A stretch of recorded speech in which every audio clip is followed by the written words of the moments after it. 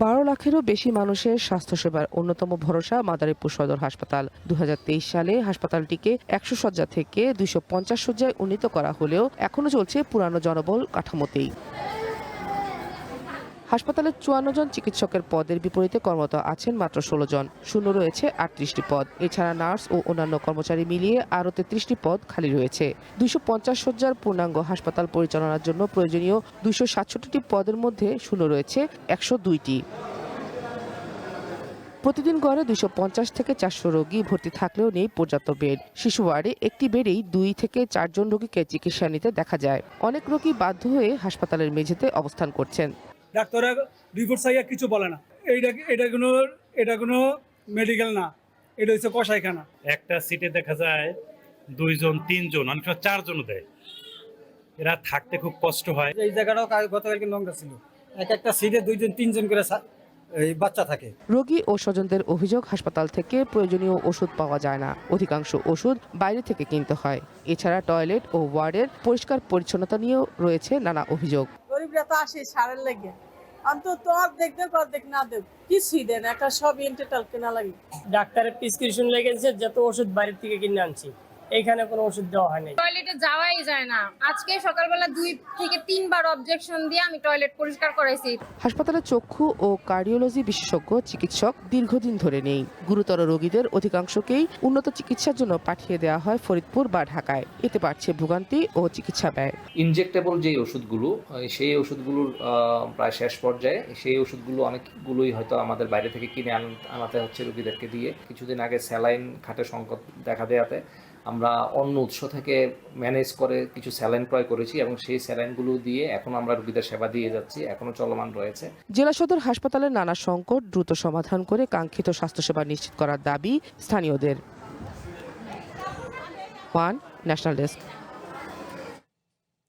এ বিষয়ে বিস্তারিত জানাতে মাদারীপুর থেকে আমাদের সাথে যুক্ত হচ্ছেন মঞ্জুর হোসেন। মঞ্জুর, এই বিষয়ে কি বলছে হাসপাতাল কর্তৃপক্ষ, জানাবেন। ভবিষ্যৎ হোক নিরাপদ, বিনিয়োগ হোক বিশ্বস্ত, আর আমার পছন্দ সল্ট বে। ওয়েলকাম টু সল্ট বে। ধন্যবাদ জিয়ান আপনাকে। আপনি যেটি বলেছেন যে মাদারীপুর সদর হাসপাতাল জেলার একমাত্র উন্নত মানের চিকিৎসা দেওয়ার জন্য এই হাসপাতালটি রয়েছে।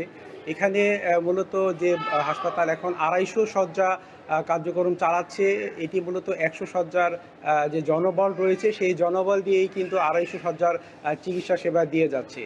এই হাসপাতালে 100 শয্যার যে চিকিৎসক, নার্স এবং কর্মচারী রয়েছে সেখানে প্রায় 50% বেশিরভাগ কিন্তু পদ শূন্য রয়েছে, যেই কারণে স্বাস্থ্যসেবা কিন্তু সঠিকভাবে দিতে পারছে না হাসপাতাল কর্তৃপক্ষ। এছাড়াও এখানে যে প্রতিদিন ভর্তি রোগী হচ্ছে প্রায় 350 থেকে 400 ভর্তি রোগী মাদারীপুর সদর হাসপাতালে ভর্তি থেকে চিকিৎসা সেবা নিচ্ছে। এখানেও একটি বেডে 2 জন 3 জন কখনো 4 জন রোগী কিন্তু থেকে চিকিৎসা সেবা নিচ্ছে।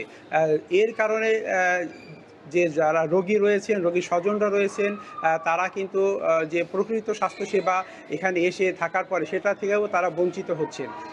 যখন একটি বেডে 3 জন শিশু বা 3 জন রোগী থাকে তখন কিন্তু আসলে সেভাবে তারা যে অসুস্থ রোগীদের যে সেবা সেটা কিন্তু কাঙ্ক্ষিত পর্যায়ে তারা এখান থেকে পাচ্ছে না। পাশাপাশি সদর হাসপাতালে ওষুধের তীব্র সংকট রয়েছে। এখানে যত রোগী ভর্তি হচ্ছে সেখানে কিন্তু ওষুধ দেয়া হচ্ছে না। হাসপাতাল কর্তৃপক্ষ আমাদের জানিয়েছে যে এখন জুন মাসের শেষ পর্যায়ে রয়েছে, আর্থিক যে অর্থ বছর শেষের দিকে, এই কারণে কিছুটা ওষুধের সংকট রয়েছে। তারা বলছে যে আগামী অর্থ বছর আগস্টের মধ্যেই এখানে নতুনভাবে ওষুধ ক্রয় করা হবে। তারপরে ওষুধের যে সংকট, এই সংকট কিন্তু মাদারীপুরে থাকবে না এবং চিকিৎসকের যে সংকট রয়েছে সেটাও আগামীতে শেষ হবে। এর জন্য মন্ত্রণালয়ে তারা যে চাহিদাপত্র দিয়েছে ডাক্তারদের জন্য, সেটা আসলে মাদারীপুরের স্বাস্থ্যসেবার মান ভালো হবে বলে জানিয়েছেন সিভিল সার্জন মাদারীপুর। তো মাদারীপুর সদর হাসপাতাল থেকে এই ছিল সর্বশেষ তথ্য।